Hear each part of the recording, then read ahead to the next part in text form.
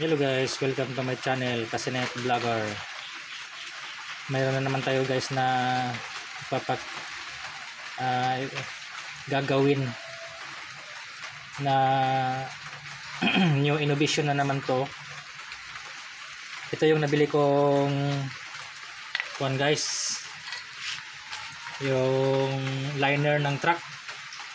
So ang masasabi ko lang, kung mayroon bang nakasubok ng ganitong liner ng truck na sobrang tigas pala, asiro. Pagka ginagrinder mo, ang hirap matumalab yung grinder. Grabe guys. So yan makikita niyo pagka ganyan na ang natitira, binagsak ko lang na putol, ibig sabihin sobrang asiro niya, nag-crack kaagad.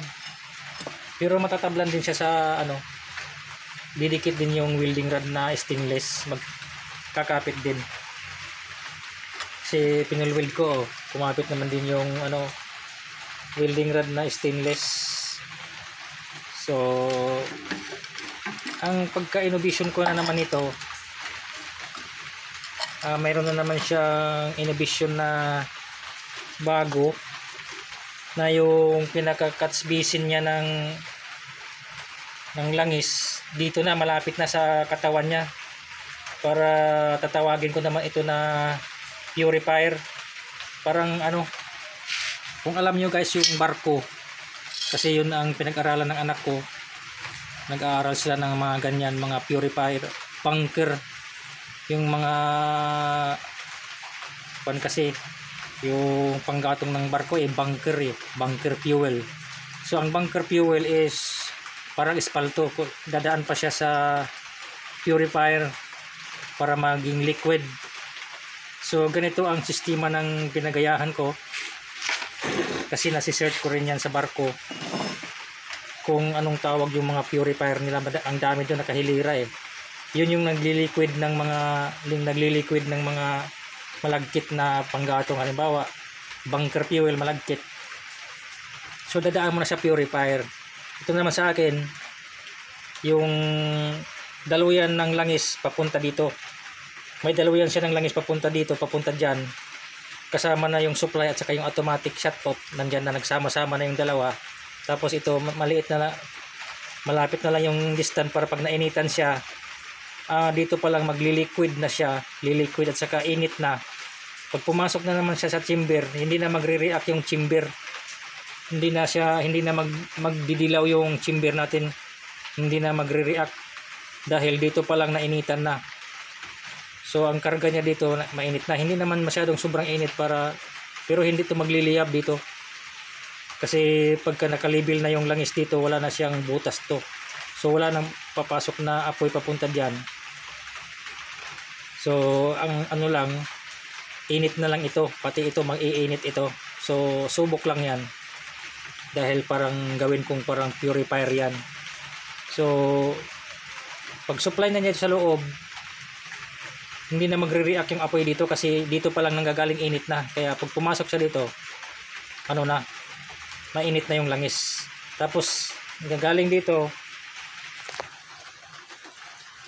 yung nanggagaling dito sa catch basin na yan, mayroon siyang supply dito na ang supply niya.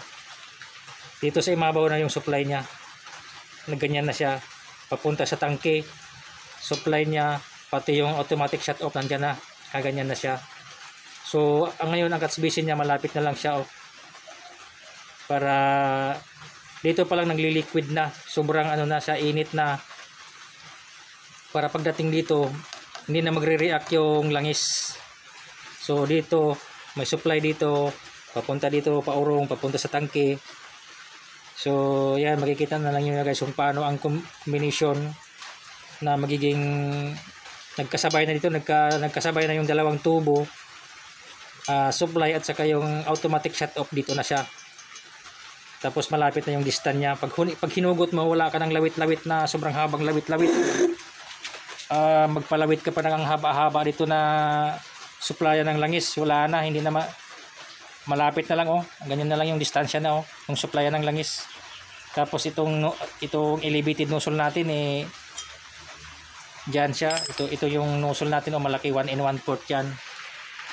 1 1/4 yung nozzle. Tapos yung diameter ng natin ng chamber natin is 4 3/4 ito. Super hard steel talaga. O, tinan mo yun dito guys, oh. Kinat ko lang konti tapos pinalo ko na naputol na, oh. Makikita nyo, oh. Kinat ko dyan sa gilid, tapos kinat ko dito, tapos pinalo ko ng martilyo, putol. Pero super tigas. Ayan guys, oh, pag hiniko nga ito, ang sugat, makakasugat, oh.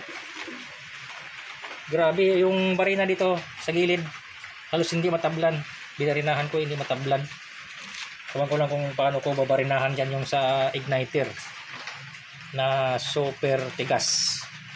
Parang titanium. Yung sa gilid na to, parang titanium, oh. Ayun, oh. Ayan ito. Ito, binarinahan ko, halos hindi ito, yan, oh. Tinisting kong binarinahan, hindi matablan. Hindi ko alam kung anong ibabarina ko dyan. Grabe guys, ka asiro to.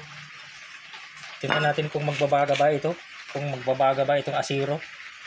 Compare natin sa stainless o kaya ito. Kung sinong nagbabaga. Kung hindi ito nagbabaga ay okay na okay. Bibili pa ako ng medyo marami-rami. Kasi mayroon pa doon, mahal lang. So ito magiging isang chamber pa ito. Ito isang chamber pa ito. Ito yung latest na naman sa version 1 ko sa elevated nozzle. Laging version 2 na naman ito. Version 2 na malapit na lang yung dispenser. Yung catch basin malapit na lang. Oil ang title na naman dito, oil purifier dito.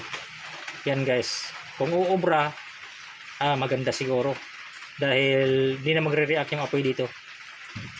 Yan, tapos ano din ang disenyo din natin to, yung no carbon habang nag-operate to no carbon. Yan guys, ito yung lagi kong i-develop, yung no carbon habang nagluluto ka, nag-operate ka ng kalan mo na abot ng 2 oras, no carbon. Laking tulong na yun guys, laking discovery na yun. So yan, abangan nyo guys, malapit na rin ito, kunting pitik-pitik na lang yan eh. Pag nabuo ko na itong dispenser, yung parang regulator, tawag nila sa iba, regulator. Yun. Pag natapos na yan, susunod na naman yung nozzle. Dito na naman tayo mag-a-align yung anong na naman yung akma ng nozzle dito kasi ang luwang na to eh, luwang na eh. Kulang-kulang 5. Tapos ganyan lang yung alignment ng butas, oh. 5 lang siya, 5.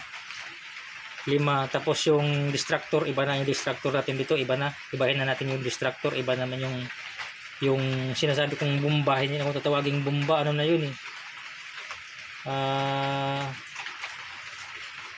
Magtatawagin ko na lang yung sunod kasi hindi ko alam kung ano yung tawag dun, yung nasa ilalim yung bomba na kumukulo. Ayun guys, oil pump. Ganun guys, makikita niyo na nag-iba na yung design nyo natin. Yung bomba ng langis mayroon na sa ilalim, parang mga sasakyan. Yung sasakyan eh, may mga bomba yun eh, naaakyat yung langis sa taas. O ito mayroon din, bubumbahin na yung langis sa ilalim, bubulag-bugin niya, kaya tataas ngayon ang pan. Talukayin niya yun ngayon. So magiging 6 yung siguro distractor dito, 6 yung parang distractor o bomba kasi nagbubomba sa langis eh.